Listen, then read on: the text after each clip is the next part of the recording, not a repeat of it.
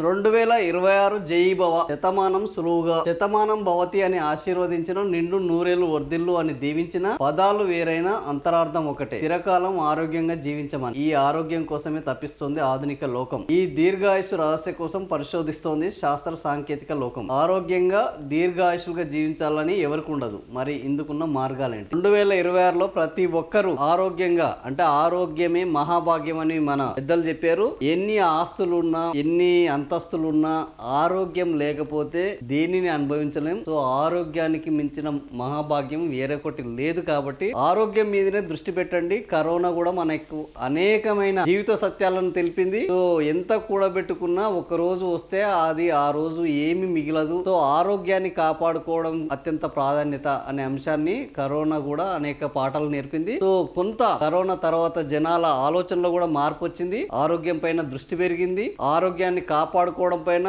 ఆరోగ్యాన్ని కాపాడుకునే క్రమంలో ఆహారం తినడం పైన, సో ఈ ఆహారపు అలవాట్ల మీద అనేక మార్పులు వచ్చినాయి. సో ఇది ఈ 2026లో ఇంకింత మార్పులకు జరగాలని, ఇంకింత మార్పులు జరగాలని, ఆరోగ్యం మరింత పెరగాలి అని 2026కు స్వాగతం పలుకుతూ 2025కు ఈ రోజు గుడ్ బై చెప్పే సమయం ఆసన్నమైంది. సో ఇక్కడి గతాన్ని మనం ఒక పాఠంగా నేర్చుకొని భవిష్యత్తుకు దాన్ని ఒక పునాదిగా వేసుకొని భవిష్యత్తు లక్ష్యాలను నిర్దేశించుకొని ముందటికి వెళ్ళాలి ప్రతి ఒక్కరు. సో వచ్చే సంవత్సరం అయినా, అంటే కొత్త సంవత్సరము కొత్తగా ఏముండదు అనే వాదనలు ఉన్నాయి. బట్ కొత్త సంవత్సరము కొత్తగా ఏముండకపోయినా మనం కొత్తగా ఆలోచిస్తే, మనం కొత్త లక్ష్యాలను పెట్టుకుంటే కొంత ఉత్సాహంతో పని చేయడానికి ఇదొక వేదిక, ఇదొక ఆరంభంగా మనకు ఉంటుంది. సో ఈ లక్ష్యాలను పెట్టుకొని 2025లో మనం ఏమైతే సాధించాలనుకున్నామో ఆ సాధించడంలో ఏమేమి మిగిలిపోయాయి, ఆ మిగిలిపోవడానికి కారణాలు ఏందో సరిగ్గా విశ్లేషించుకొని 2025లో ఆ లోపాలు జరగకుండా, ఆ